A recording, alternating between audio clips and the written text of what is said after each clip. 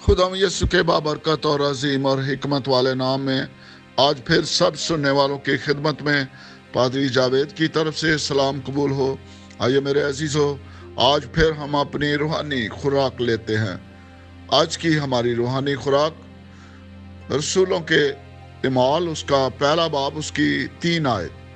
खुदावंद के पाक कलाम में यूं लिखा है, उसने दुख सहने के बाद बहुत से सबूतों से अपने आप को उन पर जिंदा जाहिर भी किया। चुनाचे वो 40 दिन तक उन्हें नजर आता और खुदा की बादशाही की बातें कहता रहा।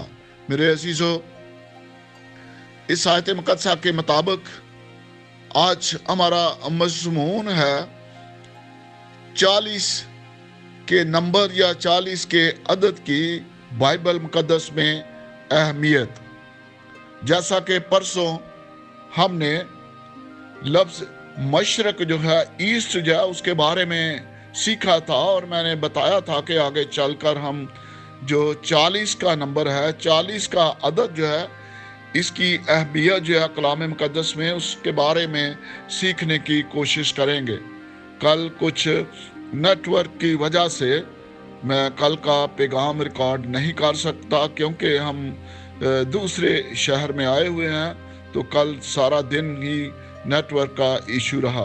तो आइए हम दोबारा उस सिलसिले को शुरू करते हैं।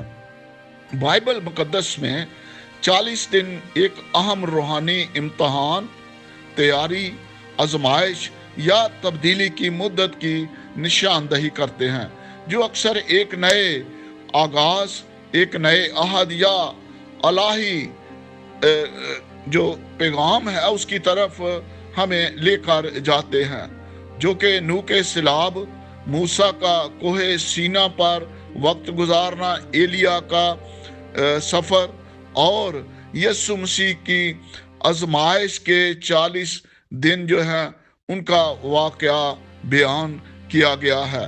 ये बार बार हमें ये नंबर जो है ये कलाम मुकद्दस में हमें मिलता है।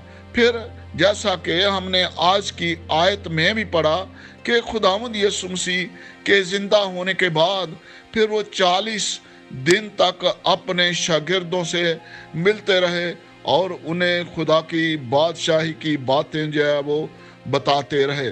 और जहाँ तक आजमाइश का तलक है, खुदावंद यीशु मसीह को 40 दिन तक आजमाया गया, ईमान साबित करने और मुश्किलात को बर्दाश्त करने का ये जो वक्त है, ये उसकी अलामत है। फिर 40 दिन नूह के सिलाब के वक्त बारिश होती रही। फिर बनी इसराइल का 40 दिन तक सहराओं में, बियाबान में घूमना जो है वो भी हमें उस तैयारी की अलामत नजर आ रहा है। फिर हमारे खुदावंद यीशु मसीह ने आजमाइश के वक्त 40 दिन का रोजा रखा। ये जब खुदावंद यीशु मसीह 40 दिन के लिए आजमाए जा रहे थे, तो लिखा है तो उन्होंने 40 दिन ना कुछ खाया और ना कुछ पिया। ये एक नए काम या दौर के लिए तैयार होने का वक्त ठहराया जाता है। 40 दिन तक मूसा कोहे सीना पर और 40 रात उसने वहां खुदा की तरफ से शरीयत को हासिल करने के लिए गुजार दिए। इलाही मुलाकात के लिए कोहे हुरब तक 40 दिन का सफर फिर एलिया नबी ने भी किया, और फिर जो यूना नबी है वो भी नैनवा को तौबा करने के लिए 40 दिन का वो वक्त खुदा की तरफ से जो मिला था उसने उनको दिया। तो किताब मुकद्दस जो है वो इस बात की गवाही दे रही है कि 40 दिन जो हैं वो मसीही लोगों के लिए या मसीहत के लिए एक बड़ी अहमियत का हामिल है। यहूदा के गुनाहों की अलामत के लिए 40 दिन तक उसके पहलू में लेटे रहे اور پھر روحانی تکمیل کے لیے یہ 40 دن کا جو عرصہ ہے اس کو انہوں نے گزارا۔ ہمارے خداوند یسوع مسیح کی قیامت اور خدا کے آسمان پر جانے کے لیے، یا جس کو معراج کا لفظ بھی استعمال کرتے ہیں، اور 40 دن تک وہ شاگردوں کے سامنے حاضر ہوتے رہے اور بڑی خوبصورت باتیں جو کلام کی ہے، خدا کی بادشاہی کی ہے، وہ اپنے شاگردوں کو سکھاتے رہے۔ اس کا مطلب ہے کہ یہ کاملیت کی طرف، اور ان 40 دنوں میں تیاری اور پھر کاملیت کی طرف یہ 40 کا لفظ جو ہے، 40 کا عدد جو ہے، 40 کا نمبر جو ہے، وہ ہمیں لے کر جاتا ہے۔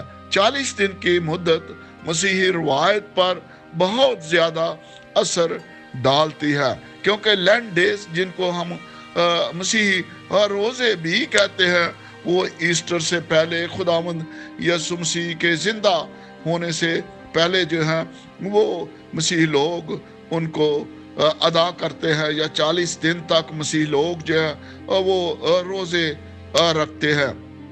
اور یہ سیزن جو ہے یہ خداوند یسوع مسیح کے زندہ ہونے سے پہلے کہ مسیحی لوگوں کے لیے تیاری کا وقت کہلاتا ہے، اور جو اس کے بعد پھر ایسٹر جو ہے وہ اس کی عکاسی کرتا ہے، اور جو خداوند یسوع مسیح کی قربانی کے لیے بیابان میں تیاری کے لیے ہمیں عکاسی کرتا ہوا نظر آتا ہے۔